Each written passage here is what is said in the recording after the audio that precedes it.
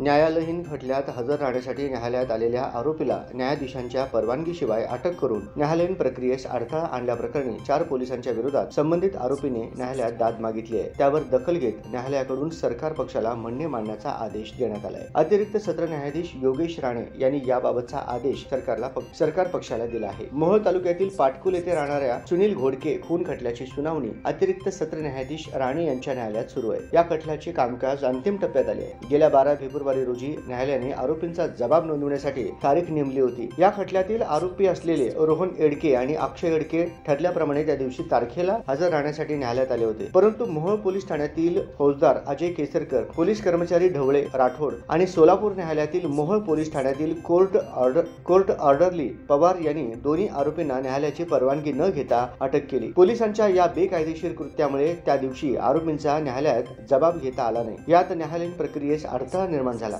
या बेकायदेशीर कृत्याबद्दल संबंधित पोलिसांवर कारवाई करण्यात यावी म्हणून न्यायालयात अर्ज दाखल झाला आहे। या प्रकरणात अर्जदार आरोपीतर्फे ॲडव्होकेट धनंजय माने, ॲडव्होकेट जयदीप माने व ॲडव्होकेट वीरभद्र दासी काम पाहत आहेत।